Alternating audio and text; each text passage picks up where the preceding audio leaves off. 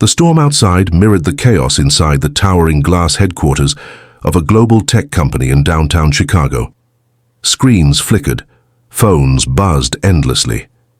At the center of it all stood Alan Pierce, a celebrated CEO known for his sharp decisions and unshakable confidence, now staring blankly at the frozen monitor in his sleek office.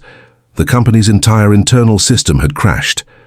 Sensitive data, years of research, financials, patents, were all locked away, or worse, stolen. An anonymous hacker had breached the system, demanding millions in cryptocurrency, or else everything would be leaked. Panic gripped the building. Cybersecurity teams scrambled, fingers flying across keyboards. Engineers worked in hushed tones, their faces pale. The news had already started to leak. The board was calling. Investors were demanding answers, and yet no one had a solution. Downstairs, in a far less glamorous part of the building, 58-year-old Joe Martinez pushed a mop across the marble floors. The janitor had worked there for over 20 years. Most employees barely noticed him. He came in early, left late, always polite, always quiet. But Joe wasn't always a janitor. Years ago, he was a systems engineer, a brilliant one. Until life took a hard turn. His wife's illness, medical bills, the need for steady work. He walked away from tech to keep his family afloat. And he never looked back. That day, as he emptied a trash bin near the server room, he overheard two IT staff whispering in despair. Something about firewalls, access points, and a dead end. Joe froze. He understood every word. The knowledge buried, deep in his mind, stirred like an old friend. He hesitated. This wasn't his business anymore. But the fear in their voices, he couldn't ignore it. He quietly stepped in. "Mind if I take a look?" The engineers blinked at him. Some chuckled, thinking he was joking, but Joe's calm gaze stopped them.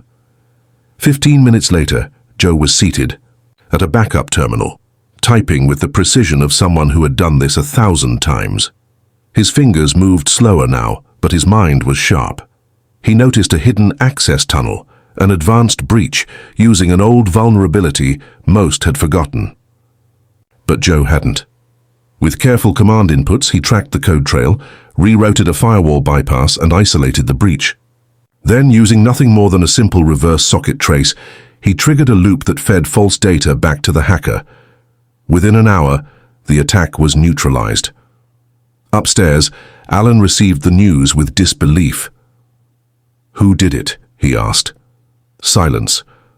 Then one of the engineers muttered, "It was the janitor." Alan didn't wait.